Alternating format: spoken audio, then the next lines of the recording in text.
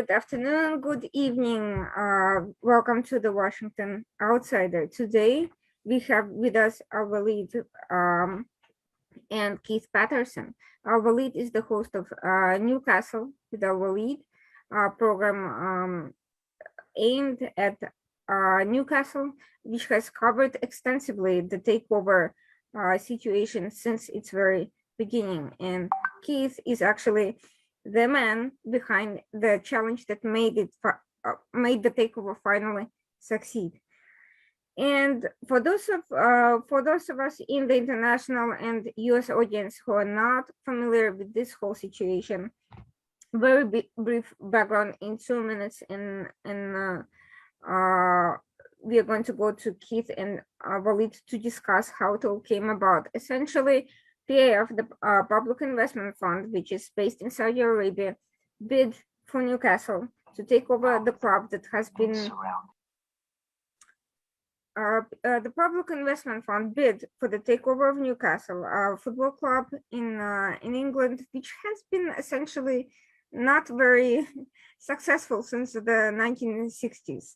And I'm trying to be diplomatic here, and it seemed like this takeover, which excited everybody in the vicinity and was supposed to be a major economic boost for the entire area and not just for the club itself, it seemed to be going fine until it wasn't.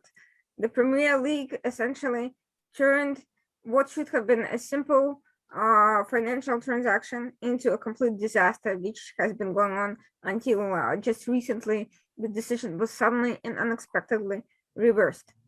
So Keith and Walid will explain to us how it all came about, why the Premier League has played such a bizarre role in this scenario, and where we're going from here, what the situation is now, and what the future of NewCastle is under the new management. I'd like to start with Keith, who's been a huge source of support for the effort to hold the Premier League accountable. And just tell us a little bit how this whole situation came about. Why did the Public Investment Fund decide on NewCastle? When did the situation first arise? And what is the Premier League's official role in this scenario? Why were they interfering? What happened? I think it's fair to say that the Public Investment Fund of Saudi Arabia is one of the most prestigious and attractive funds in the world. It's probably one of the most successful trading organizations. And my understanding, which Al Walid will articulate better than myself, being an inhabitant of Saudi Arabia, is that the oil money that's gone into Saudi Arabia has developed into a new vision where in 2030 the Saudis are looking to invest money outside of oil and capitalize on commercial opportunities throughout the world. And in Britain, in the UK, we've seen investment in Formula One, and we've seen investments in opportunities such as boxing. So they hosted some of the biggest boxing matches in the world. And a lot of British clubs, which I don't mind naming, Manchester United was one, Tottenham Hotspur were another, were looking to attract either investment or sponsorship or funds from Saudi Arabia. There was a British company called PCP, headed by Mehrdad Qadusi and Amanda Staveley, and they were looking to build a consortium up of interest, and they looked at football clubs. They looked at originally at Liverpool, who most people know around the world, one of the biggest football clubs from our region, and they looked at Liverpool and walked away from that deal. We're then told that Saudi Arabian Public Investment Fund looked at some teams such as Tottenham. Eventually, the team to look at was ourselves, and we as Arena diplomatically said, a less successful team than some of the ones mentioned. We haven't won a domestic honour. We haven't won a domestic trophy in the UK since 1955. So that's the last time we won a domestic trophy. We won the league title in 1955. The next thing we won was a very small European trophy, which was the Fairs Cup in 1969. And since that date, since 1969, we've never won anything. So what is significant is we are extremely well supported. So Newcastle United hold the record in Britain, in the UK, for the largest crowds in the second division, which is called the Championship. We have for a season maintained a crowd of in excess of 50,000 fans to watch a full season's football in the Championship League. So we're renowned worldwide as being some of the best supporters, but we're without success. And when the PIF fund made an attraction in Newcastle to come and invest in us, the fans naturally got very excited. You know, to us it was the thing that dreams are made of. It would be like a lottery win at Newcastle to have such a prestigious group of people wanting to invest in our company. So Amanda Staveley, with her company PCP and her husband Mirdad Gadusi, attracted the Reuben brothers, who are reputed to be the second wealthiest family in Britain.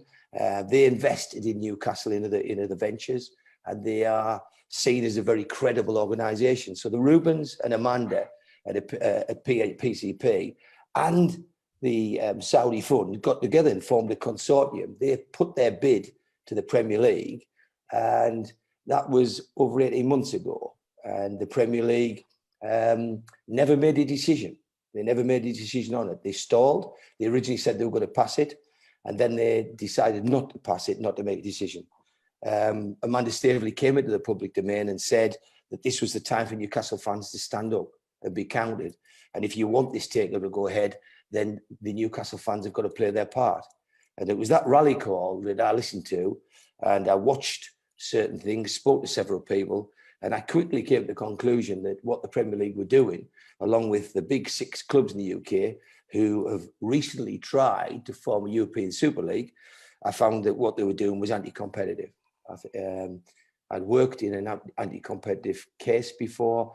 I'd worked on several legal cases, both in the US and in the UK. And the case I worked on in the UK was substantially bigger than this. But it learned me the differences between acting in a competitive manner and being anti-competitive. The Premier League are, I guess, the gatehouse. They are the people that operate the league and run it on behalf of their members. So it's up to them to administer something called known as the director's test, called the ODT, and that determines who's fit to manage and own a football club. They never got to the stage of concluding that decision. They worked with the owners of Newcastle United, which was headed by the owner Mike Ashley, and MASH Holdings, and they assessed an application for a consortium to take over the club. Unfortunately, they never made a decision. During that procedure, many things happened. And when we saw evidence of some of the things that were happening, myself and the people that supported me came to a conclusion with a competition silk, which in the UK QC, and we decided that what they were doing was anti-competitive, and we decided that we would launch a challenge to the Premier League on those grounds. So we built a case with the QC and sent a letter before action to the Premier League to tell them that we were going to challenge the way they'd acted, the way they treated our football club. So it was fans coming out to represent a city of Newcastle, to represent a fan base, probably in excess of 100,000 people who petitioned the government to get involved.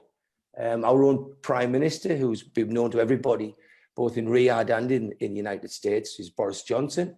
And he commented on some behavior and said that he believed it was a cartel. So we felt we had sufficient grounds, and we took the action at the Premier League. The Premier League responded, Irina, and told us that we had insufficient funds, which wasn't true. They told us that we had insufficient loss, which again wasn't true. But the biggest thing they told us was they weren't going to expedite the case.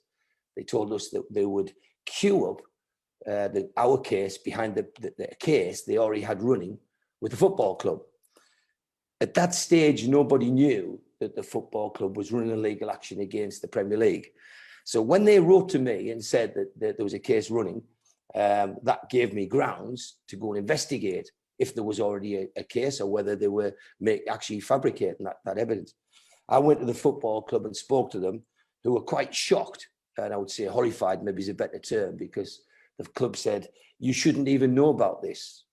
you shouldn't even know there's a case going on against the Premier League because it's strictly confidential. And I said, well, I've got it in writing. I showed that document to the football club to verify what I was being told. And they were very disappointed. I spoke to the press in the UK that day, tea time, and that evening, Mike Ashley and Newcastle United Football Club went to local television and made an announcement that the Premier League had breached the rules of the whole action and had broken confidentiality. That made television in our area. It made main tea time news. And from then on in, you know, I had an action ready to run. So I sat down with the football club and showed them my action. And in time, they adopted that action. And we believe it's that action that actually won the takeover, because some of the anti-competitive behaviour that was conducted by the Premier League, we had evidence of. And we provided that evidence in substantial files to the legal team and the football club to get the case won. And in the end, the club told me that in legal terms, they couldn't answer the case. When you can't answer an anti-competition case, something's got to change. If you act in a competitive manner in the UK, I'm sure in the States the same, it's illegal. And the case reached a jurisdiction here, and last week, 2 weeks ago, there was 33,000 people tuned into that. We're told the biggest viewings of any competition case ever. And the people viewed from 50 different countries around the world, so almost a quarter of the world's countries tuned into that case. The result of that case was it was made public. People felt that the Premier League came off very poorly in that case, and the club came out very strongly. And within a week of that running, the case was passed through, and the Premier League folded and passed the takeover in Newcastle United. And the rest, they say, is history. Thank you. And we'll get more into the details of what that actually means and the Premier League's latest moves. But first, I want to turn to Walid and ask him a little bit about the Saudi perspective on these events. One of the interesting issues was that besides the anti-competitive action that Keith took, there was also a separate arbitration case, which Premier League dropped when they finally decided to let the takeover go through. The crux of the issue in the arbitration cases, I understand it, was whether PIF was qualified to take over the club, because the allegation by the Premier League at a later point has been that it's a state institution, and allowing the consortium, which included PIF, to take over the club would place it under Saudi Arabia's government management, which is allegedly against the rules. But they initially, when they first considered this PIF's offer, they did not make that argument.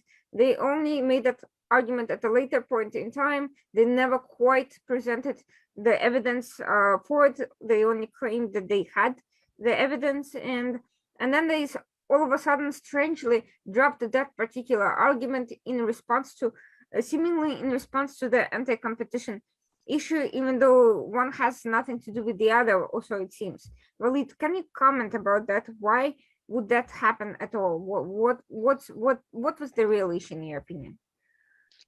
All right, I would like to start to say that I have lesser respect to Premier League, unfortunately, because the way they deal with us during this takeover, it was really, actually, I feel it's embarrassing for Premier League, and I'm sure it's affect their reputation, because 2 years is too much time in life, and now everything is fast. You can communicate in the world, different countries in the world, with the huge technology we have. So why a takeover of football club taking almost 2 years? Some of the fans in Saudi Arabia, they're saying, are we buying the club or are we buying the city? Why this is a huge matter? Why they can't make a decision? Imagine, Irina, if Premier League saying, yes, okay, the takeover will be announced. And after this, everything changed to delay. They didn't take a decision. At the beginning, they says no red flag, and the takeover will complete. Meanwhile, same time, another chief called Gary Hoffman came, and I believe he changed the game. That's true. He changed the game, and they started to delay, maybe few weeks, reached to 1 month. After this, the rumors start to be rumor everywhere. So we hear until the BIF, of course, the consortium, there are 3 parties. The biggest parties is the BIF. BIF pulled out, and everybody was sad that moment. We're trying to figure out why. Maybe we said it's maybe some tactics. For me, I believe in this case because I know BIF, they never lose a case. They are always a winner. I believe they will continue to the end. And the second thing, the Premier League, they never say no. They are such a manipulative management. So this is the part make us really wondering why the Premier League doesn't make a decision, why the delay suddenly. And they said, and they are embarrassing themselves. And because the man with us here, Keith Patterson, with the case he started one year ago, the cat case, Premier League says something that regarding the we are new territory. I remember Richard Master says when we are a new territory.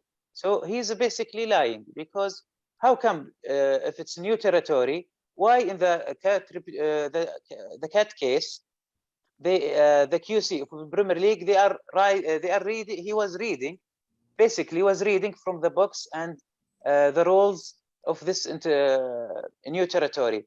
So if you are reading from your own laws, that means it should be written. So why you should you said we are delaying because it's a new territory. He described in the issue, and this is a huge issue for me and for the fans. In Saudi Arabia, actually, we like the Premier League football, not the management, since we are young, and we really we were happy that Saudi Arabia start to think to have to own or participate in a club in Premier League, but they make us suffer, and it's only for football club. Imagine, Irina, that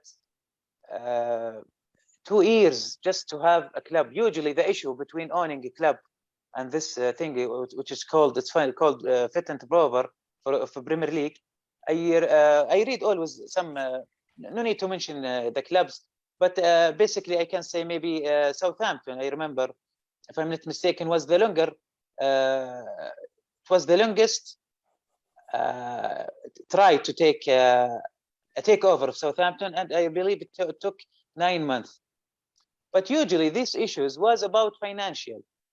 Mm-hmm. The takeover of other clubs failed because financial matters. But for Saudi Arabia, when the Premier League, they didn't say no. It's obviously there was no clear reason, like the failed takeover of other teams.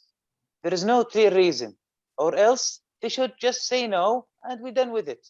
No, they just delayed. They were hoping that BIF will walk away, and that's what's happened. But the good thing that we still have the partners, Amanda Stively, BCB Capital, with her husband Merdad Guduzi, and Robin Brothers with Jamie Robin as well.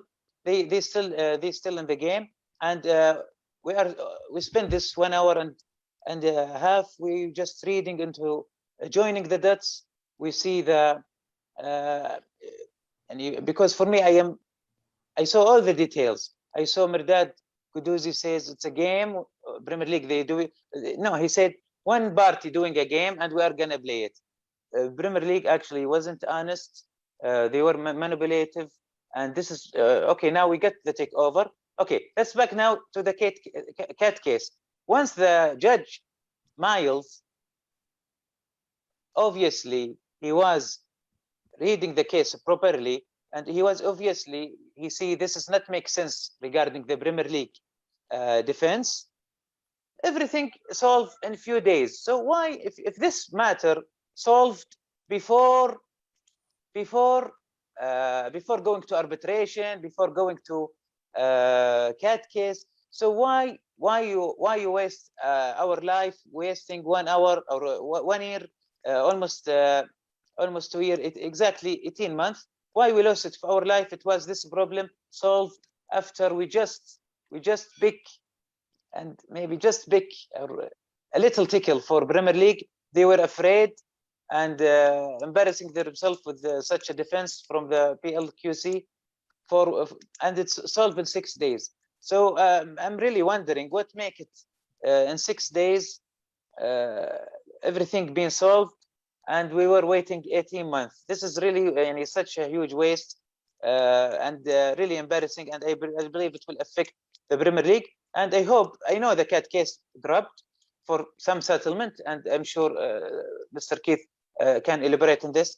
But I wish if Tracy, the one who handled the review, Tracy Crouch, the one who have the review for FAN, I wish to be taken seriously, because I remember when Merdad and he helped us with the takeover. He said that in the Twitter, he mentioned her that we need your interference. She directly, and actually I like that, she directly referred this to Oliver Dowden, and who is unfortunately doing nothing back then. And now I think Nadine Douris, the new Minister of Sport Secretary, I wish if she can make this is okay, not because takeover happened and finally we forget about these details. This must be something lesson to Premier League to not happen to this to any club, because we were suffering in Saudi Arabia. We have a great relationship with UK and Britain since maybe almost 100 years. I studied in college in Saudi Arabia. I have a professor from England. The relationship between Saudi and Britain, it's amazing relationship, good ally, great allies, especially between the two governments. We have a lot of trade in whole aspect. So why Premier League? You are just sorry. I'm saying this because it's really I have less respect for you, Premier League. Why you have too much control? You are just a private company, but the control you have is really overrated.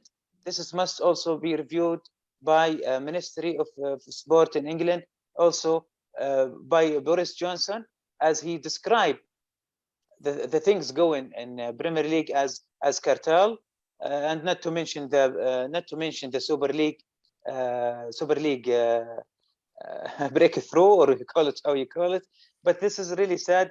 I believe now, I will just finish with this. I believe there was a lot of interference. No need to mention who. A lot of interference from other side, lobbying from different places. I think there is jealousy. I always would like to have a team in England. Me, I'm not just talking about myself. I'm talking about 30 million Saudi who like football in Saudi Arabia. Sport is number one. Football sport is number one in Saudi Arabia. So this matter, everybody, even if I travel or go somewhere, it not need to be Saudi or someone from UK. Other nationalities ask me, what is this took over? What is wrong? Some people doesn't know, and they are just misleading by the media. It was media fight, but I was happy for you interview me here. I just want to express how I feel regarding this takeover. 30 million Saudi now. Really, we have to support now Newcastle. It's all over the news now in Saudi Arabia. I remember 10 years ago, I went to Dubai. I saw Manchester City. It's owned by Emirates, our friends, brothers in Emirates. And I was really wish to have something similar in Saudi Arabia. Emirates they make their club the best club in the world, I believe, and the most rich club in the world. And the Emirates, they are population, I believe, it's an Emirate people. I think they are 3 million, 3 million population. So imagine Saudi Arabia are 30 million. So now 30 million. So this is multiplied by 10 times UAE population. So I'm really, I know now I'm very happy. Yes. Actually, I don't care much about reading now in the news, and even now, the meeting of the 19 teams of Premier League, they just want to ruin our celebration. That's right. We deserve this. We deserve That's this after 2 years, and he's suffering in this stupid game. Who just solved by two reasons. The man sitting with us, Keith, with his evidence he collect, including the BN lobbying, and really the new territory was just a game from Richard Masters. So this is really, and the second thing is the Miles, the Judge Miles, actually, which I say, and I greet him, and I greet also Daniel Lewis, Daniel Joel, sorry. Daniel Joel. Daniel Joel and Nick DeMarco for such great law school, great play, because they help us, all these teams together, help us to just get what it's for us. Sorry to make this long, but I was want to say everything. Can I jump in, Irene? Did you say that the people of Newcastle? I just want to take you through some of the points that he said and put it in a language to us that where Al Waleed has made comment is forget to people in Riyadh and people in America to understand like how we see it. So first of all, when we see Al Waleed on our screens, like everybody in Newcastle's taken to him. I don't like patronizing people, but he's just come over as the kind of person that you want support your club. So we all in England, Newcastle, we all blown away. We think he's the #1 fan in Saudi, and we just think if all the rest of that 30 million people are like Al Waleed, then Newcastle are thinking, please support our club rather than any others. But there's an atmosphere which Al Waleed's skillfully conquered in that speech. And what he said was, what he was talking about is the ODT, which is the owners and directors test. He used the layman's term, which is it's a fit and proper persons test. That's what it's called. And the reason he used the phrase embarrassing, because as an Englishman, I'm hugely embarrassed by the Premier League. I think it's abysmal what the Premier League has done to the Kingdom of Saudi Arabia, because one of Britain's biggest trading allies in the world is Saudi Arabia. And if you look at BAE Systems, one of our most prestigious trading organizations, they trade billions with Saudi Arabia. And their money and their investment is good enough for our government. So our government, one of the biggest allies is Saudi Arabia. So why can they buy product from Britain in billions of pounds, but not buy a tiny little unfashionable club in the top end of Newcastle? We were in the north. We were up, the top end of England towards Scotland, and we were 250 miles from the capital. So whenever investment always comes out, it's always described as being Newcastle left behind. And when you look at some of the football clubs in Britain, we'll mention something. You mentioned Southampton. We were told categorically, because what happened is our team investigated all the other takeovers that had ever taken place. We thought it was wise to look into the others. And I'm just going to mention three to you. I'm going to mention Southampton because that was at the time the longest takeover ever. The reason that took so long, because there was financial irregularities. There was, the paperwork didn't stack up. And the reason it took so long was because on all of our investigations, we could see there was problems with the owners that were making the application. So there's questions about those owners. The deal was done and it was passed through. So then we looked at Crystal Palace, and you yourself will know what a Delaware company is. The Delaware company, as we understand, is an American-based organization where you don't have to specify some of the owners on the director ownership. The purpose of the Delaware company means that you can put shares into a Delaware and not have to specify. What we couldn't understand is why Crystal Palace had money sent in from a Delaware company. In other words, some of their directors were hidden. And here are a company trying to buy Newcastle that's specifying 80% is PIF, Public Investment Fund, Saudi Arabia, 10% is the Reuben Brothers, and 10% is PCP Capital. Very, very upfront, very credible, and PIF were trading with every country in the world. Everybody wanted Saudi Arabian investment. Everybody wanted the PIF investment coming to them.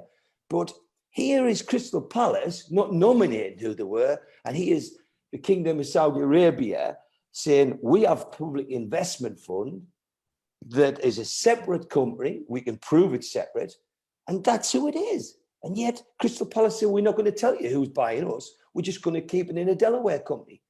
And yet the Premier League passed Crystal Palace and tell PIF it's not fit and proper persons.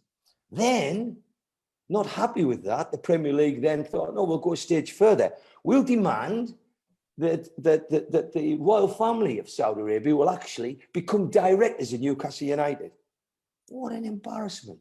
What a sad, poor, shambolic and messy request. And our government stood back and let that happen. Wait a second, they requested that, and then they made a claim that because the royal family allegedly would be the owners, yes, then it cannot actually be. Yes. Wait, so wait a second. I don't understand how that works. They requested that action, and then they were claiming that because of the very thing that they themselves requested, this could not proceed, and this would not be proper and would not be according to the rules. Help me understand this claim a little bit, because I'm okay. In England, I'll put it in perspective. In England, everybody knows who Prince Charles is. Of course, is the heir to the throne, and he trades with property. I'm told to the tune of £1 billion on something called the Duchy of Cornwall. So he trades under that badge. That company trades at that level, and whenever Prince Charles buys a property portfolio, or whenever he buys product, or whenever his business buys new businesses, it's transacted, but he never sits on the board of directors of any companies he trades in. He just trades at £1 billion because it's Prince Charles. The Queen trades under the Crown in England. So she trades for, again, hundreds of millions of pounds on deals, and nobody questions the Crown. They don't say to the Queen, Your Royal Highness, can you come and join this board meeting, please? They accept it's the Crown money and they trade. When PIF trade, that's separate. PIF are a separate trading company, and it trades around the world. It trades with countries throughout the world, is never questioned. So the evidence they could put forward is that the PIF stature was great enough to trade with any business in the world. But when it came to England, when it came to Britain, Saudi Arabia can trade with Britain, but the Premier League insisted that the royal family should become directors of Newcastle United. And it's the most bizarre thing to wait ever a second. Wait. Here, I'm still trying to understand this. They wanted the royal family. They wanted them to become directors, and they claimed that this would not be the very fact that the PIF would be under state ownership, according to their own request, would make it improper to be involved. That's a contradictory statement. They first want members of the royal family to actually be involved when they're not involved, and then they actually want them there, and then they claim that after their request is, if it is to be granted, then they say, well, that would make it illegal for them, improper for PIF to be. How does that make any sense? I can go further than that. The proof is of the pudding. They've passed the deal, and the royal family aren't directors. So ask what Lal Walid said is, why did you embarrass my country for 24 months, suggesting that our royal family should become directors? And in essence, you've passed it without them becoming directors. So that proves that for 2 years, you were making suggestions, and we all know the reason. The reason is to stop the takeover going ahead. The whole delay was supposed to frustrate the people of KSA, was supposed to frustrate PIF.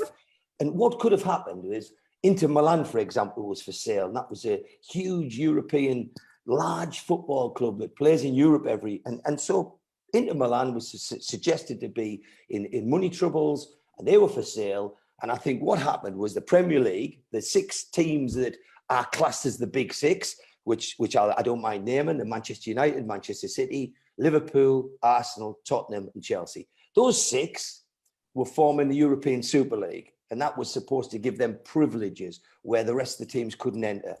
And they didn't want it to be the big 7. They didn't want Newcastle involved in that. They wanted to keep that to themselves. And so what they did was they went out to form this Super League. Boris Johnson went on national television and said, if needed, he would get involved to stop it. He said, because it was, and his words, not mine, a cartel. You know yourself that if a cartel operates in any country, there's a duty of care to remove it. You've got a government or the law courts have got to remove by law a cartel from any industry. But they quote it's a cartel, and then those 6 would lobby the Premier League to stop it. Now, this isn't my guesswork, because I'm going to announce something that's happened this week that you might not be aware of. So they first get together, this big 6, form a European Super League. Football is our national sport of Great Britain. This is where football started. This is our national sport. But what they tried to do is destroy it for financial gain. Okay? So people like me that stood up against it were given death threats. People like me were given threats. When I went out, I was going to get threatened.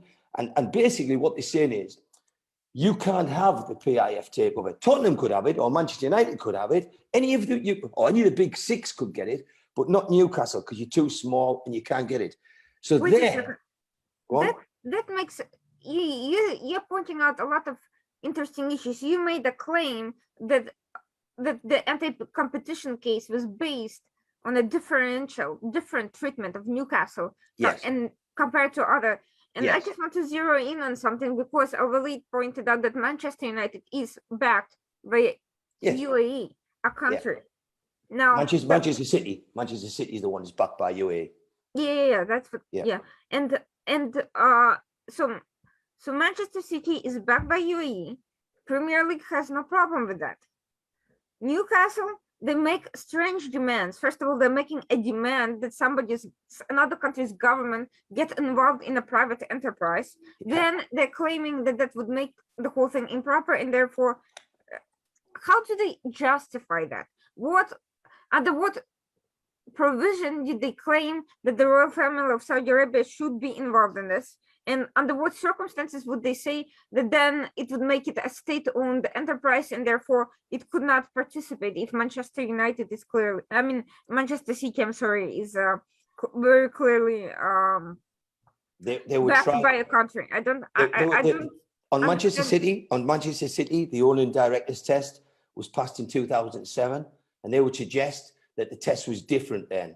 So it was okay for Manchester City and Abu Dhabi to buy that organization, but they'll say they've changed the test since. That's what they'll say on that. But they don't get away from the fact that they let Crystal Palace stick a Delaware shares in. Sure. They don't get away with the fact that this is the longest period of indecision by the Premier League ever. This different test sounds like a technicality to me. It sounds like a procedural, nonsensical rule to just create an artificial imposition. To me, as a lawyer, it does not pass the smell test. Well, it certainly didn't pass the smell test to the Geordie public either. But when you talk about that, they tried to keep this in house with something called an arbitration. And on the arbitration, there's three panel members. The first is chosen by Newcastle. The second one is chosen by the Premier League. And the third one is agreed. But if it's not agreed, it goes to the FA, the Football Association, which is part of the Premier League. They are one and the same. So the Premier League and the FA would then choose the deciding vote. So all the people in Newcastle, including the club, knew that if it went to arbitration, you'd get beat by a 2-1 majority regardless. That's a fact of life. So the only way this was ever going to get sorted was to take it on anti-competition grounds, which is what I did. When I first met the club weren't aware of why they turned down. They said to me, we don't know why it's turned down. They quoted something that Al Waleed's just said. They said to me that there were no red flags. They were told there were no red flags during the process, and so everything was going ahead. We did timelines, and we produced 90 gigabyte of evidence, which we still retain. It's on files. It's in QC's offices in London. And during those files, we found that what happened when it all changed. We went right back to when it was going through, and then stopped. And that all coincided with the appointment of somebody that Al Waleed just mentioned called Gary Hoffman, the chairman of the Premier League. And wait a second, did that person, you mentioned that Premier League has a long history of corruption even before that, and many people have mentioned that. Now, all of a sudden, you have this individual coming in, situation changing. Why did, given the history of Premier League's less than unbiased decisions, why did no one question the sudden change in attitude when this person came in and started changing the rules right as the game was being played? The takeover was turned down shortly after he arrived, and that's when we got involved. We didn't get involved till the August. So I wrote to the Premier League on the 7th of August 2020 and said that what I think you've done is anti-competitive. And I told the Premier League, I told the CEO, I said, I think that 6 clubs, and I named the 6 clubs, which is those things, at the time were unheard of. You know, nobody knew what was happening. I said, I think you'll find that Liverpool, Manchester United, Manchester City, Arsenal, Chelsea, and Tottenham are all campaigning. I said, I think you formed a cartel, and I think those clubs are trying to stop the takeover of Newcastle United. And what I said to them, I said, I think also there's an organisation, a Qatar-based organisation behind also lobbying clubs. And I said, I know of a letter that's been sent, which amounts to collective lobbying. When you collectively lobby somebody on market entrance or market investment, that too is anti-competitive. I'd spent time on cases, on competition cases, and I was fully fluent with what could and couldn't be done, and I knew that what they'd done was illegal. So I challenged the Premier League and said, I hope you're going to answer this, and I hope you're going to come back and consider the takeover of Newcastle. And I didn't get an answer, but I did say in that letter that if you didn't answer it, you should be aware that the fans of Newcastle United will stand up against you, will come forward, will stand up against you. And the one time in history, if you ever research Newcastle in the history, the one time that they weren't happy with the way the country was run, we are 250 miles away. The people from Newcastle marched to London on something quite famous called the Jarrah March. And I mentioned that to him. I said, the one time that Newcastle were annoyed with the treatment they're given, the people of my city marched to the capital.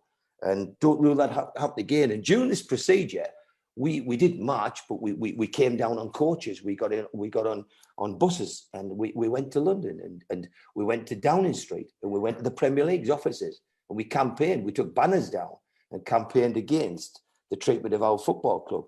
But that's history. Today, my job's done, because all I was there to do was to make the CEO of the Premier League aware that what he was doing is illegal. When he ignored me, I then went and paid for a QC myself, and with a colleague, another partner called Gordon Steen, who at the time when we started up was alongside me running this case.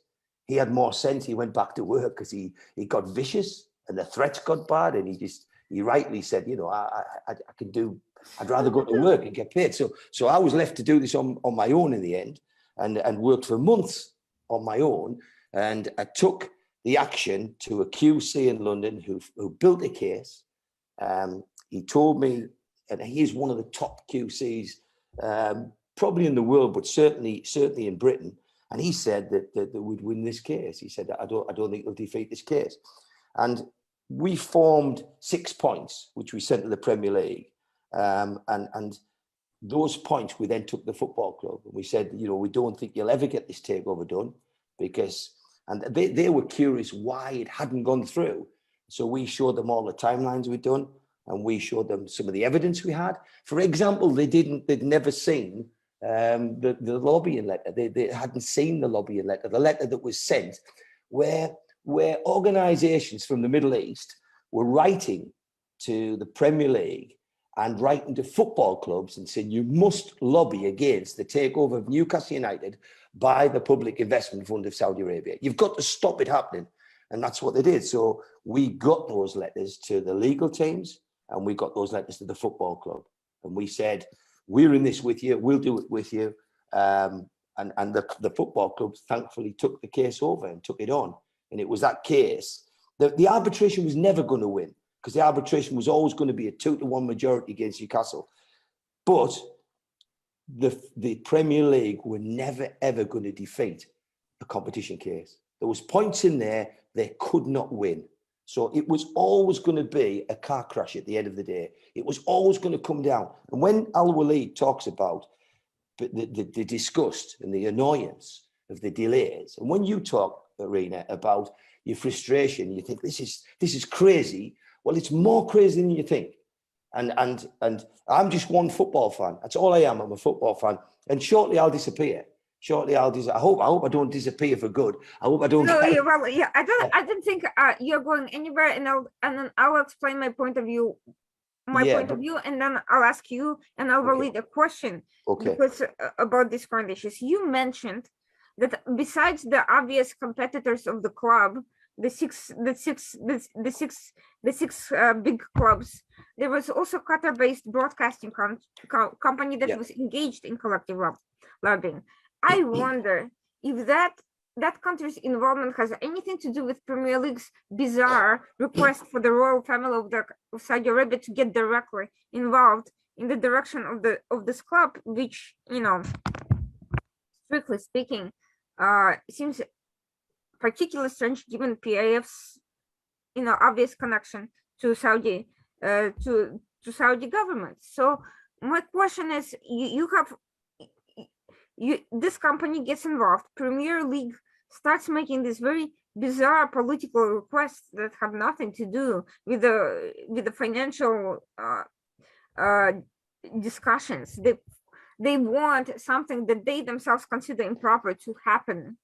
Then you and others start receiving death threats for a little club that hasn't, that has still a long way to go before it's, even with all these investments, would turn into this. At one point, PIF appears to have walked away, and you are getting these death threats. It seems more of certain players playing out their geopolitical ambitions around a small club than even just a regular competition case between British, British football clubs. It seems to me that there were issues being brought in from the outside that had nothing to do with the financial and internal matters pertaining to football. Now the competition case is dropped as a result of the issue being allegedly resolved, but we are seeing a couple of things happen. We are seeing that the Premier League and these clubs continue their campaigns, in very negative campaigns.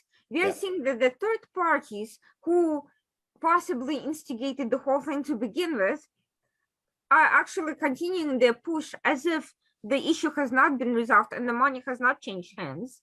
We are seeing that these attacks using quote-unquote human rights as a basis against British English football fans are ongoing. We are seeing a resurgence rather than the end of the issue. That's right. And where is this all going? And do you really see that this is going to just be settled? Okay, Premier League got embarrassed. They realized they cannot win a legal case, and they're done. No, I mean, somebody paid a lot of money to create this 18-month delay to begin with, to start all these campaigns.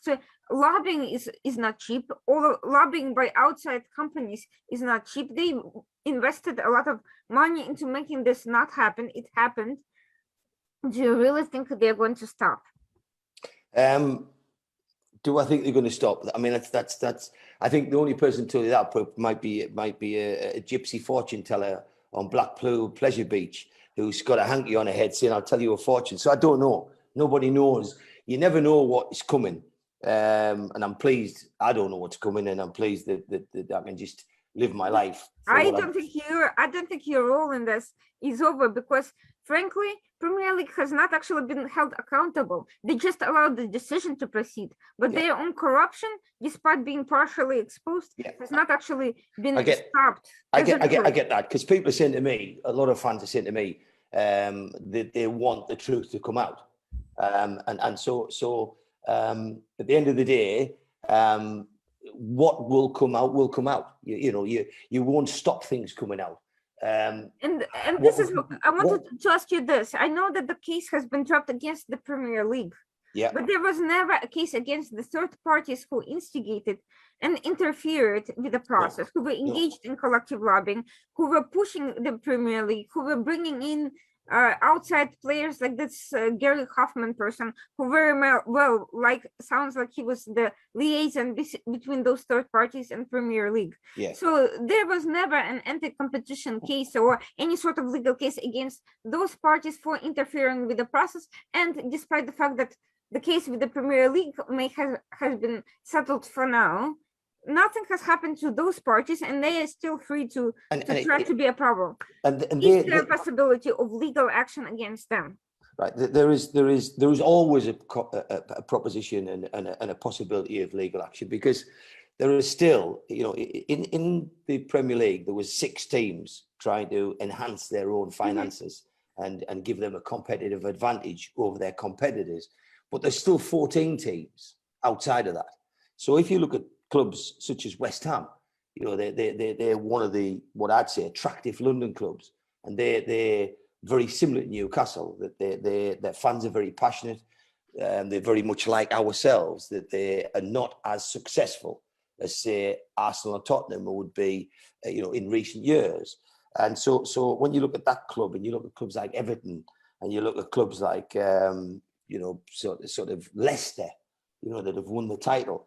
Those clubs all want to get to the top, and there may well be another case where one of those clubs said, you know what it is? We've been treated anti-competitively. Now, the motivation for this case is to get the takeover done. So the motivation for me as a fan was to say, well, I've worked in this industry. I understand what competition action is, and I understand what anti-competitive behaviour is. So what I did is I was lucky that I had the funds to run the action and recruit and pay for my own funds a competition QC that could build a case that couldn't be defeated. The case we built could not be defeated. We give it on a plate to the club, and the club took it, and the club said to me, we smashed them on legal points. That's what did it. We beat them on legal points. They didn't want to fight. From July onwards, the Premier League haven't wanted to fight. The fans don't know that. But I knew it from July onwards that they didn't want to fight. So from July right through August and into September, we were up against an organisation that was beaten. And then what happened is that we had to get PIF to come back to the table, conclude the deal, give it the Premier League, and get it passed. It was all passed and done before Saudi and Bein agreed, because they came to an arrangement the day before the takeover. The deal was already passed before then. But people... That's a very important point you're making, because some of the reporting on this issue, and admittedly in the US papers, there hasn't been much. But even in the British coverage, some of the reporting concluded that this was actually a result of the piracy. Piracy, that's right. And that's what the people reporting that, the people is either people who didn't believe in the takeover, people who didn't want the takeover, or journalists or media sources that weren't privy to the information. But if I tell you, I was told that the takeover deal was done before the behind Saudi deal was passed. That was something the Premier League's grabbed hold of to save face, to say, oh well, we got the piracy thing sorted. But this deal wasn't about piracy. This deal was about anti-competitive behaviour. That's what this deal was about. It was about a group of people leaning on the Premier League, being collectively lobbied, trying to stop PIF, Public Investment Fund, investing in any club outside of them. If it had been one of them, it would have been different. but they wanted to do that. The good thing about that we've learned about the investment from Saudi Arabia is they're very loyal people. And what they do is when they look at a venture, they stick with their original beliefs. And that's why people like Al Waleed get frustrated that they've been made to wait 14 to 18 months of just sheer game playing.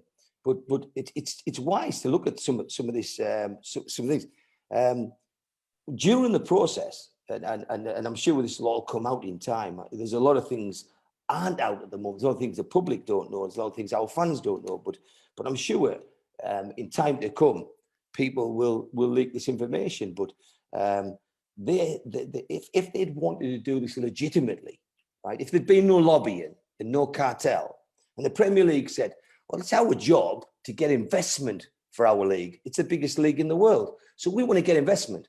Why would you not welcome the biggest investment fund? One wants money and that fund has money. So surely you'd say, well, look, let's invest, let's attract them. And they would go up in arms. But what they did, when they went to investigate the bid that was put forward by Newcastle United, the Premier League never even investigated Saudi law. And the only people that could ever determine whether PIF was separate to government was Saudi. It's a Saudi rule. So you'd have to go to the Saudi people and say, you'd have to take advice from their lawyers and go to a law firm in Saudi and say, do you specialize in company law and in separation? They say, yes, we do. We want you to represent us, the Premier League, to find out if PIF is separate to government. Why do you suppose that was never done? Because they didn't want the result. The result would have told them it was separate. So it's a bit like saying, if you go and open that cupboard, you'll find news you don't want to say, and then they won't open the cupboard. They didn't want to open it. In Britain, the term is called a can of worms, and they didn't want to open that can of worms because they knew exactly what they would have find. PIF. That's a failure in due diligence. That's a basic legal failure. But you've got a duty of care. If you are the governing body of British football, then you've got a duty of care by law to go and investigate something properly. Exactly. And you've got a duty of care to do it fairly. And so what they wouldn't want someone like me, a football fan who's self-sufficient, who has spent years in competition legal field, who understands what anti-competitive behaviour looks like. They wouldn't want that. They think of all the clubs they could pick on, he's Newcastle United's got this smart ass who understands competition law, and he's prepared to take 14 months out of his job, earn nothing, and just do this free of charge and spend tens of thousands of pounds on the way. Oh, and by the way, he knows a lot of competition QCs as well, and lawyers. They wouldn't want that. They'd want you all to hush hush. They'd want you to pretend. The Premier League even met some of the supporters of Newcastle's organisations and had meetings with them, and they told those supporters, trust us, if we had our way, we would rather this was run in public. They actually told the supporters groups, we would rather this, on record, we would rather this was run in public. So when I spoke to the football club said, Keith, I'd pray that this was run in public. If this was run in public, we win. They told me that at the start. If this comes out publicly, we win. So we went back to the Premier League and said, we know the football club would rather this run in public. All the fans want to do, there's 100,000 signed a petition to the British government. So we want to do it. So why don't you be the third person? So football club wanted, the public wanted, why don't you do it? And they refused because they lied. The Premier League lied blatantly to the football groups that they met. They met a football trust and they lied blatantly to them. It wasn't the trust that did the lies. They were told lies by the Premier League. The Premier League made a representation of them. I spoke to people who ran that organisation and they said they'd much prefer this was a public matter. And so what happened was we went to London and we lobbied the Premier League and we lobbied Downing Street and said, we want this to become public. And the first time anything became public was when the Premier League went to the law courts and said that the football club, the people that bought Newcastle, St. James Park Holdings, they said they didn't have the legal right to run a CAT case, a competition action. So the law courts of England decided, the British law courts decided to run a case on jurisdiction, just to determine whether upon this case should run or not.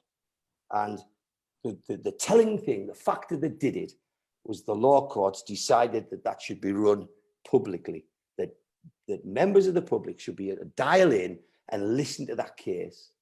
And when that happened, I said to people, we'll now get the takeover. This is why. I said, because as soon as you see that run in public, you'll find out what's been going on.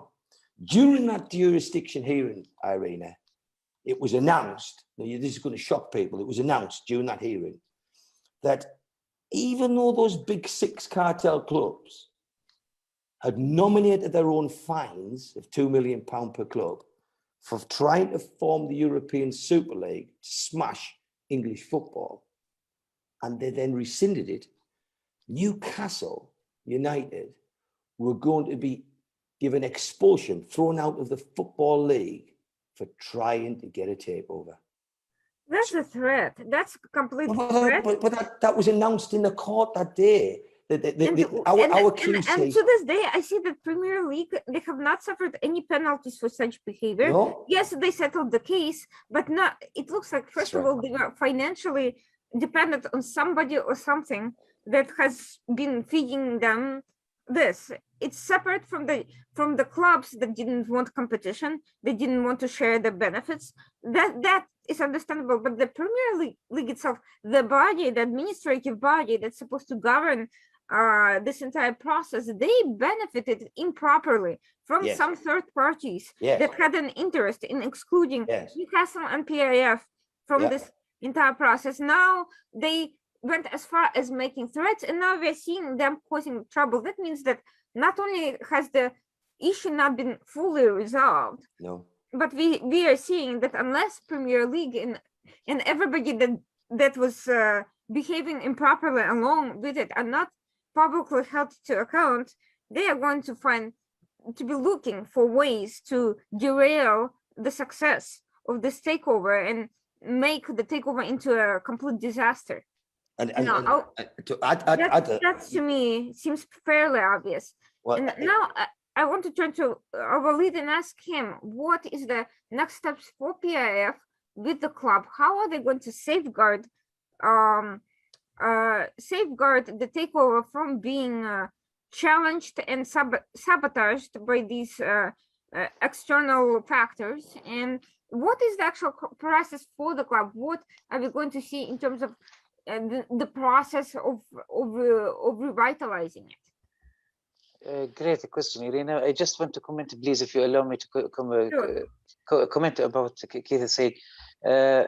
From first time Mr. Keith Patterson appears in the media, actually everything he was saying, it was right, with evidence, and this is pretty amazing. I will tell you the evidence now, and the more embarrassing for Premier League regarding this saga. The government of Saudi Arabia and United Kingdom, they are meet together. I always see them in Twitter. They mention tweets. They have meetings. They have cooperation from different level. Financial minister shaking hands and doing things. And this Premier League, and it's like they're like kids. They are the only one who just can't apply their rules. Mr. Keith he was needing one thing. He was just needed a fair judge who doing the fair law, and we have this in Judge Miles in the CAT case, because as Keith said, is one issue only. One issue, it's make Premier League, they know that if this go to public, they will, and this is what was Keith Patterson saying from the beginning, since a month.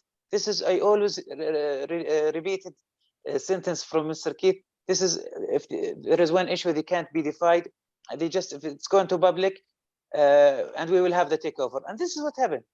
Just when they are thinking it might be going to going to be public, and the CAT case will be continued, 3-4 days later, takeover happened. Fans, they are not idiots. They know that they are lying.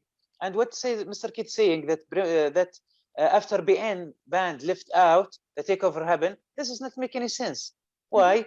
Because if this is the reason, really, they will do it before. They will do it once 1 year ago, because we did our agreement with the BN since long time ago.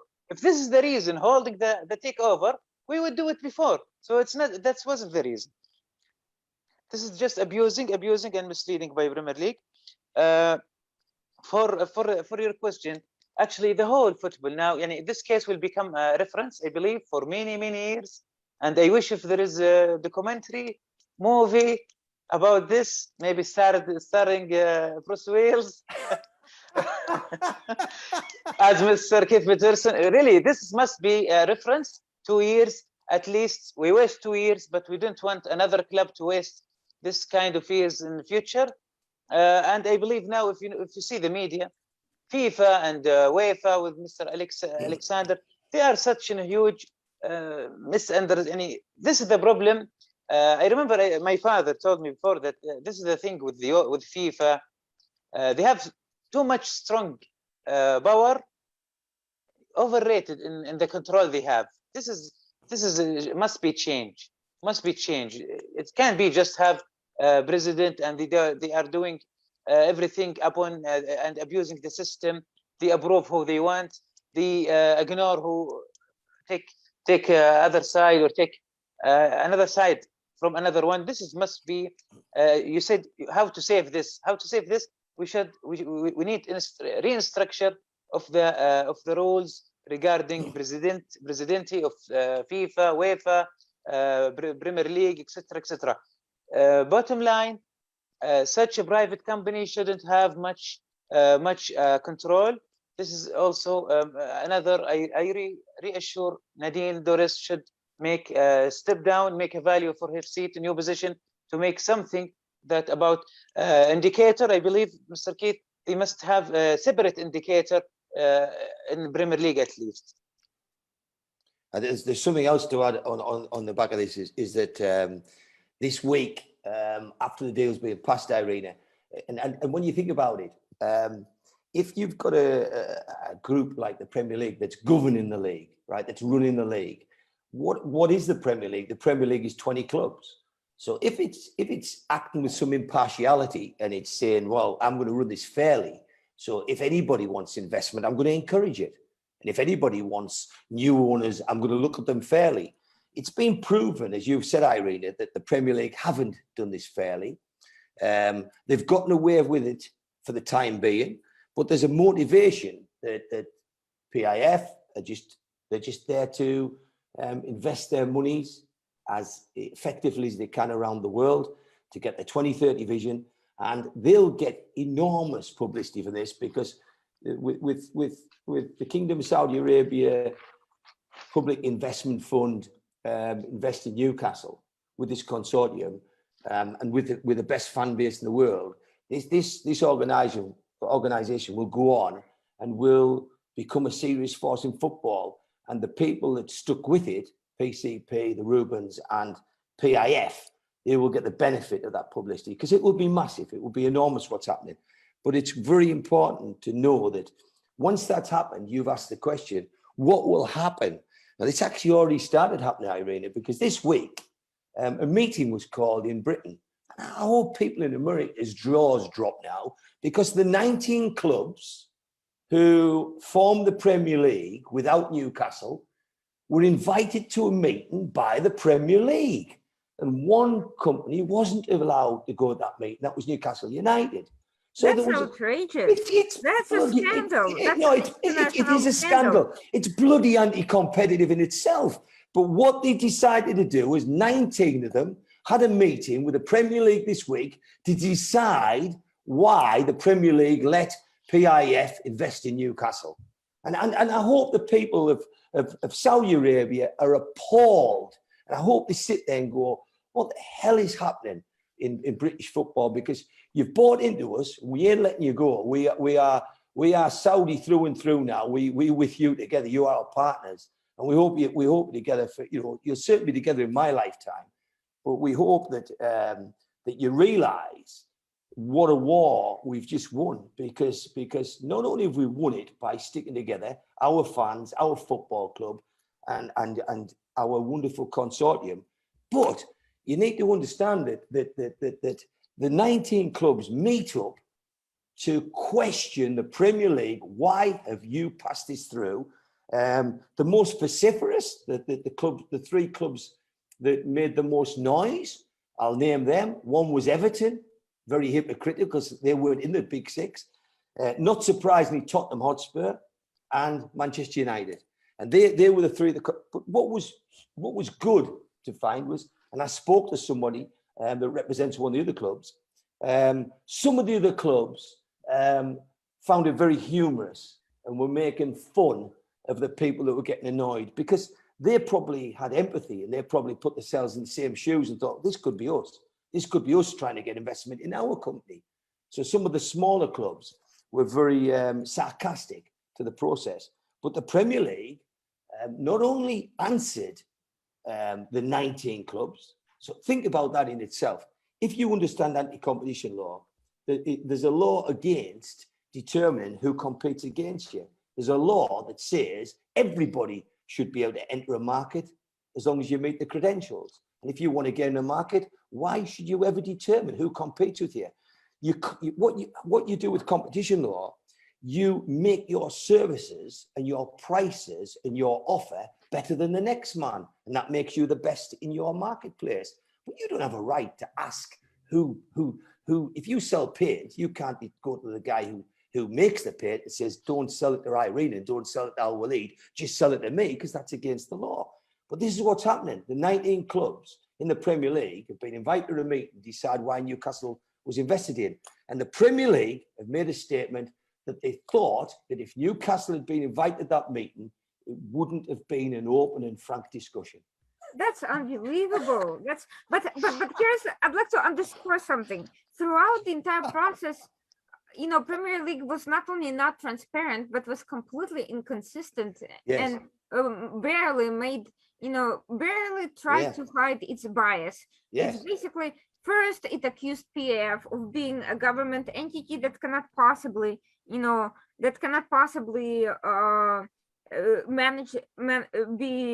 allowed into the management, because it will mean that Saudi Arabia as a country is directly involved in the management. Then all of a sudden they quote unquote found the evidence that is not the case, once their own corruption was about to be exposed in public.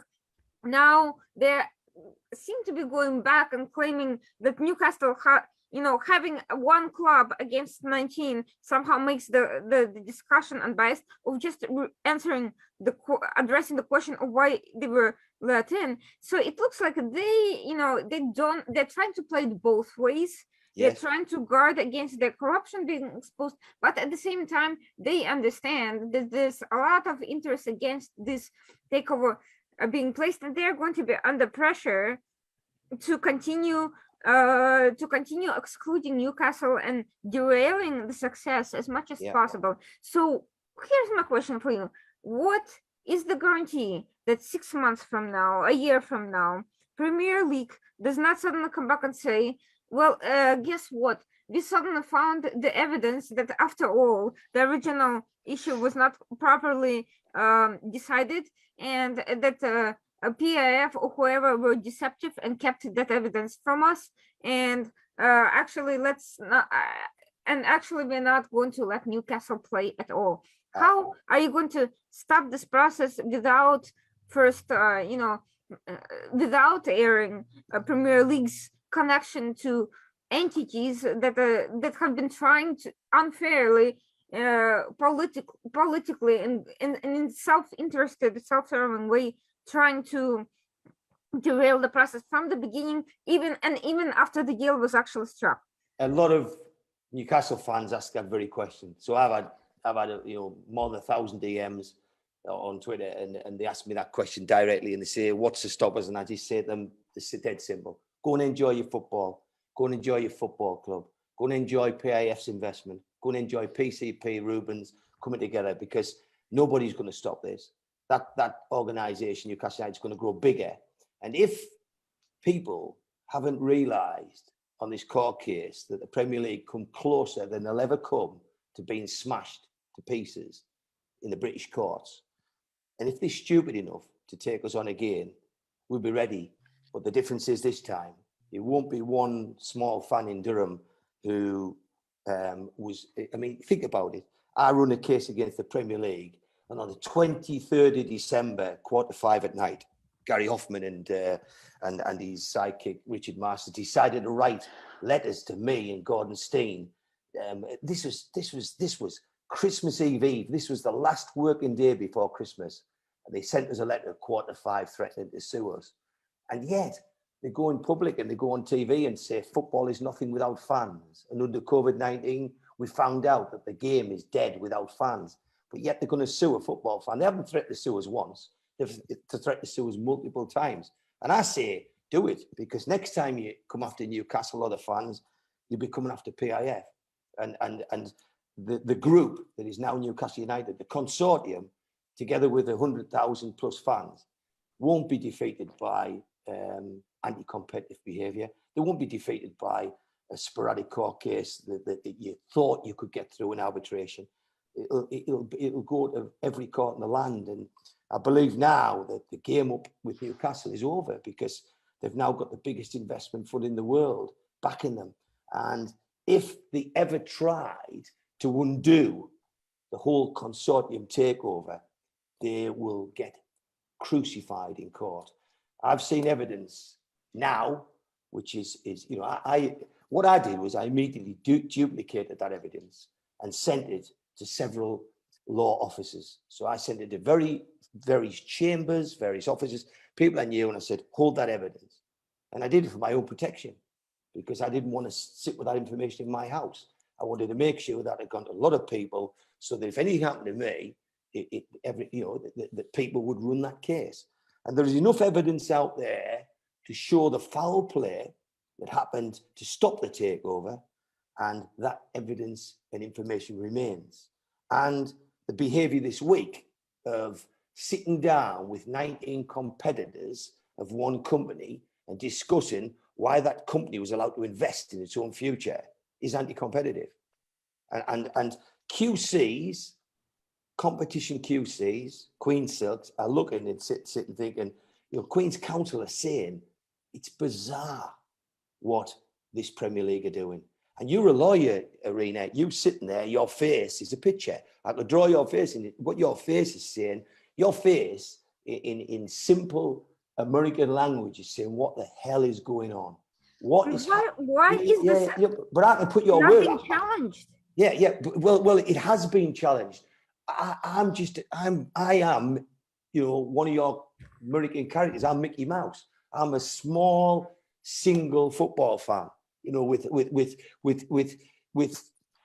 that's had 14 months of abuse. I've been abused, and you helped me. You helped me more than anybody learn who's been abusing us. So what you did was you, in 3 weeks, captured exactly who was funding the abusers. So I thought maybe it was football fans, or maybe it was Newcastle fans.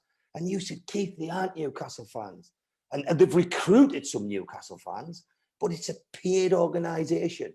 And you took me to the university, and you showed me the ringleaders, and you showed me everything. And when that happened, I just thought, and these same people are continuing. Yes, no, they do. You're right. They're right. It's continuing. No, you're right. Then people still do it, and even though the takeover's been done, and even though the Newcastle fans are saying, Keith, this is brilliant. What you've done is brilliant. They're going, no, it's not. It's rubbish. You didn't do it. It was piracy, or it was human rights. They're doing exactly the same. The same people are doing it. But those same people are foul. Those same people are filthy people who just constantly, day in, day out. But very soon, there'll be nothing for them to attack. Very soon, I won't be there. Very soon, the football club will start winning games. The football club will start beating some of the big six. The football club will start buying some of the players that were supposed to go to them. The football club will start getting sponsorship deals that were supposed to go to them. They'll start getting managers that were supposed to go to them. The vehicle, it's like the vehicle with PIF supporting Newcastle United is so big that they won't be able to stop it. And what I'm going to say to you all is, rest assured, if they come after the football club to try and reverse any decisions, there is enough documentary evidence in law, in lawyers' offices, and in legal chambers around this country that will destroy the Premier League. In the same way that Bosman changed football, if they come after Newcastle United with PIF ownership, they will get destroyed. They will fall on their own swords, because what they did to stop it was illegal, and what they'll do now to try and slow it down will be illegal. And the one thing is certain is the group of people that now own Newcastle United are fastidious. They work meticulously to do this. And the one thing they will do now is make sure that they're protected. Legally, they'll be protected. So I have no fear at all that my job's done. My baton was handed over some time ago, and I will go back to just being an ordinary, simple football fan who sits in the corner and watches this play out. And Al-Walid just made a great joke. I mean, you know, if I heard somebody said this last week, there'll be a movie about this one day. And they said that Al-Walid says that the people, and they said, the only thing I got a call that when Bruce Willis plays me in the movie, they said I've had a complaint from his makeup department because they said they'd be redundant, because whilst he looks a little bit older than me, and they might have to put a little bit of makeup on him, they said they would not have to transform him very much to look like me. So if that ever happens, and if there's a movie comes out, then so be it. But I think I'll have retreated back to a nice life I used to have. I used to have a much, much nicer life than what I've got now. I had a life where I could go and enjoy myself. I've got lots of friends, but I want to watch some football. I want to travel the world watching football. And I want to go to Saudi Arabia and meet people of the ilk of Al-Walid. When Al-Walid comes over, I talked to him today and I said, when you come over, you don't book a hotel. I'll pick you up at the airport, stay with me, and I'll come, all the people you want to meet, give me a list of who you want to meet, and I'll take you to meet them, because everybody in England has got a lot of gratification for Al-Walid, for the fact that he fought for us. You know, he hung in there, and he really, really, I don't know, believed in us. So we want to thank PIF. We want to thank the Public Investment Fund. I did a call out on one show with Stuart Penman and Al-Walid, and I said, if you ever think of packing in, never think of giving up on us, which is what the Premier League were trying to do, and the Big Six, they were trying to get PIF not to stick with us. I said, don't do it. Stay with us, because we will be worth waiting for.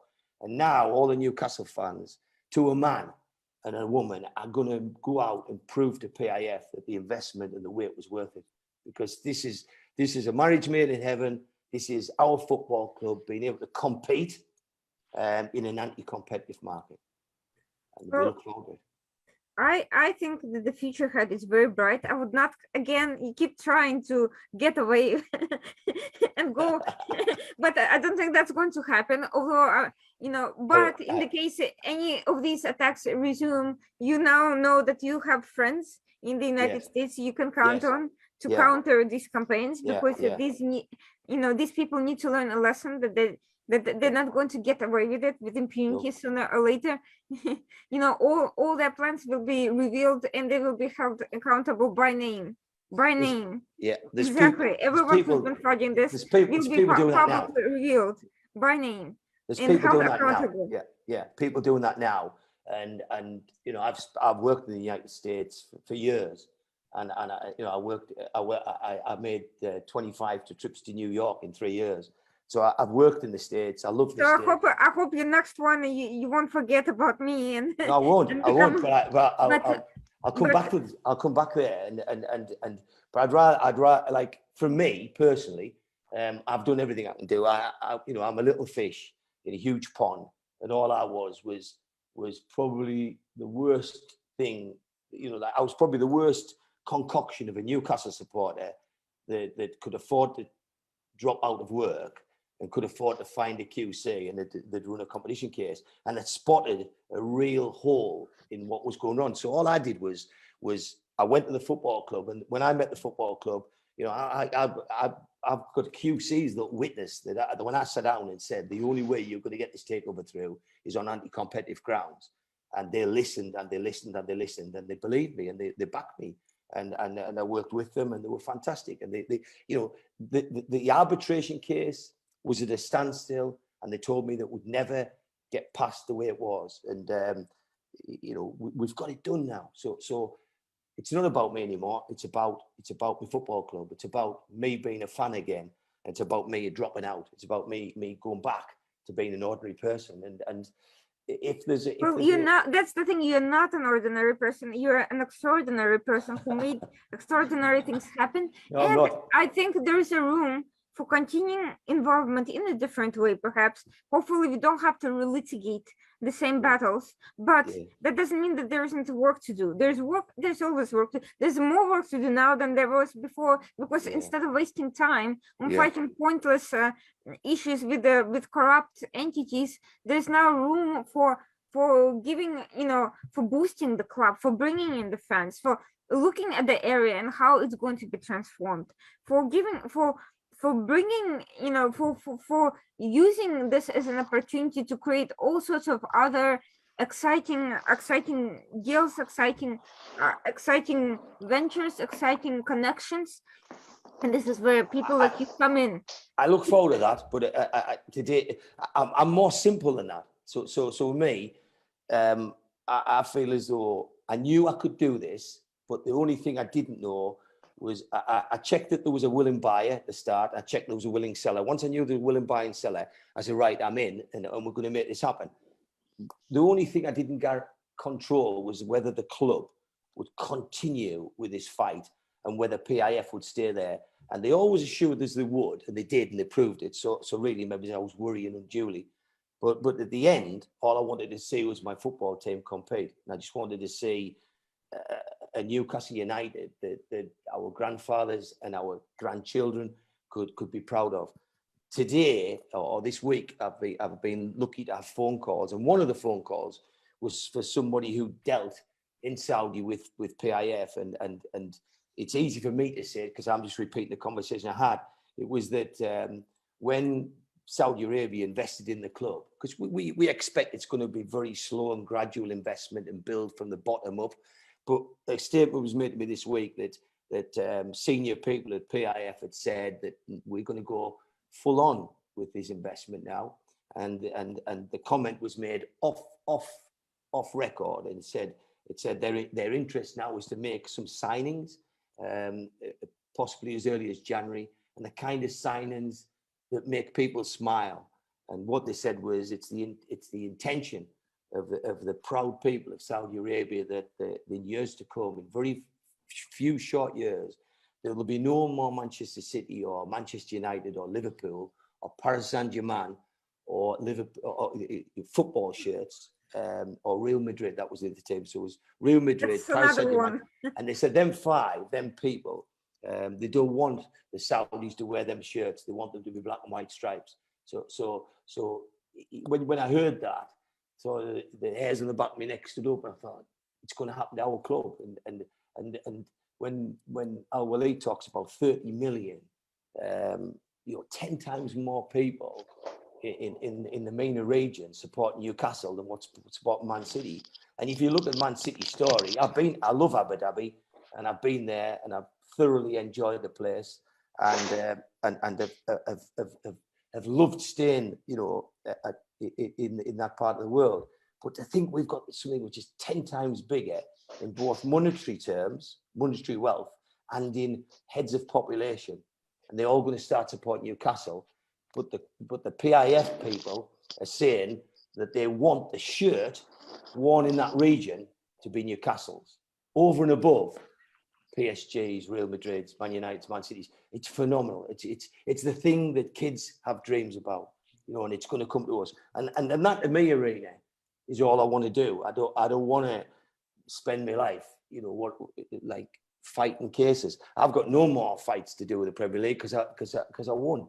I sat with the football club in the presence of my QC, who will go on oath to say what happened. The Premier League the football club did not know about competition law when I sat down with them. I sat down with them and the QCs. They didn't understand it. And we sold them how this would work. We explained them how it would happen. So that's done. It's finished. I've got nothing to prove. And I've got proof of everything that happened. If it comes out and Bruce Willis is the actor, then all well and good.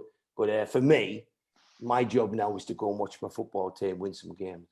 Speaking of which, are there any rumors circulating about what are the next steps in terms of the actual club? What's happening? Who's being purchased? Where is it all going? The rumors I hear is that there are more managers got in touch with the football club than what was anticipated. So there are people hedging for the manager's job, which probably wasn't expected, and that the football club is run as a proper board of directors now. That decisions will be made and be ratified by PIF, who sit on the board. Our rumour is coming over at the weekend to watch the Tottenham game and bring in representatives from Saudi. There is a strong, very powerful, strong management team in there, which the fans should be grateful for, because the football club is going to be structured and it's going to be built on solid foundations. And I think everything from the coaching facilities, from the training ground, the football club, the advertising, the shirt sponsorship, everything will be dealt with, and there will be no stones left unturned. That Newcastle not only will be the best supported team in the world, it'll now be the best run team in the world. So for me, my word to the fans is, be grateful that it's happening at your club, but let these people make mistakes. Let these people take their time and get it right. Some people think it's the end of the world if the current manager is still there on Sunday. There might be a desire to change the manager amongst the fans, but what we've got to do is be patient and let the owners do it in their time. That's what's happening. So as far as signings, there's been rumours. Gino Wijnaldum, who was one of our players that went to Liverpool, we've heard rumours that he could be on his way back, which would be a great signing for Newcastle. But I would just say, be patient. Take what comes. Don't be disappointed with whatever happens. Whichever manager they choose, be happy with that manager. Whichever players they sign, give them a chance. But the great news is it's Newcastle's time, and me for one, I'm just a football fan. I want to go back to being a fan. So even though you say I won't be allowed to go back being a fan, that's where I'm going. I'm planning on keep bothering you for updates and discussions. I'm certainly not going anywhere myself. That's great. Thanks for inviting me on, and thanks to the people in Saudi who tune in, and thanks to the people in the US. And obviously, I think podcasts like this, where there's such a time difference, will be much more after the event. I think this will be something that's tuned in more after the event. But yep. Thanks for inviting me along. I'm just a football fan that if you like, I think somebody said he's the man that had a go. He had a go, and when you have a go at something in England, it means you've tried. And so I just had a go at the Premier League, and we won. So I don't want to be crass in success or in victory. I want to be classy and say, it had to be done for the sake of Newcastle United, and it had to be done for the sake of football. And it affects all football clubs. It doesn't just affect Newcastle. But now it's done. Let's just enjoy the football. Let's not worry how we got the result. Well, I'm certainly looking forward to many exciting developments. I'll relate briefly before we conclude. I just wanted to hear your take on where are the Saudis looking in terms of the next steps with the club? How you mentioned previously what a big part of Vision 2030, the PAF initiatives have been. How do you see this particular case inspiring further developments? Because it is a big victory, it's a big success. It should be celebrated. I hope it's recognized and celebrated. And I want to hear what's next. What are the other things PAF is planning on? What are the big things we can look forward to? As I always do this, I'm eager to comment on because always Keith saying something interesting, and I will get back to question quickly. I just want to say when Mr. Keith saying your face expression exactly what was explaining what's wrong. I think this face expression, we see it on the Judge Miles in the cat case. I believe he talked to both sides, and he didn't believe what's being said. This is, I believe, I just put it in my head, in my imagination, because during the cat case there was secret meeting inside some of the parts in the cat case. They are off the camera and they are doing secret. Right. So I was imagining what's gonna be what was being discussed. So I believe, and when they back to live and the camera is on, I saw this face expression on the judge when he tried to. He looked bored when he listened to Premier League QC. He waiting him to finish, and he said this is important for 30,000. He didn't say the numbers. He said huge numbers. I think maybe his first time in his life see this number watching this case, and I think what's been happened in this secret meeting is this is what's stopping the deal for going through. This is nothing. This is no legal appointment, as Mr. Keith says. I think Premier League tactics was waiting either consortium pull all of the parties, they pull out, and fans of Newcastle they just quit. And this is neither are happening. We all fight together to get this club, and I'm proudly holding my Newcastle shirt. Brilliant. Well, I want to say hi, the lads. For your question, sorry. Now we are living under, we're living in a great time in Saudi Arabia under King Salman and Crown Prince Mohammed bin Salman. We are living great times. A lot of improvement in all aspects of life, and the Vision 2030. I believe when we maybe close to 2030. I bet some countries also as well, they will doing other vision as well, because we are trying to reaching the best resources, best quality of life for all human being in there. Well, I'd like to acknowledge your role in all this, because it could not have been easy hosting a show like that, given what Keith said about the death threats, etc., that he's received. I am sure he also got a ton of fan mail from not of the positive variety. So I want to acknowledge the role you've played in airing all of this and communicating with the Newcastle fans, in creating this connection between Saudi Arabia and Newcastle, a human connection that goes way beyond all the politics and legal battles and the information warfare and media coverage and all of that. This is a very real human connection that I think will only go stronger. So I certainly hope that you will continue. I hope you don't let Keith sneak away. No, I am not continue. I'm improving everything now, and now I have a show in 10 minutes with the legend Malcolm McDonald's. Tune in. Excellent. Thank you so much. Thank you both for coming. Thank you for enjoying the show. Thank you very much. This was the Washington Outsider. And for those watching us, if you're watching this and going through any kind of challenge, I hope this momentous victory after a very, very tough battle and against extraordinary odds will just show you that anything is possible. Don't give up hope. And in my favorite quote, to quote Winston Churchill, one of my favorite sayings of his, if you're going through hell, keep going. Thank you, and I hope to see you soon. Thank you.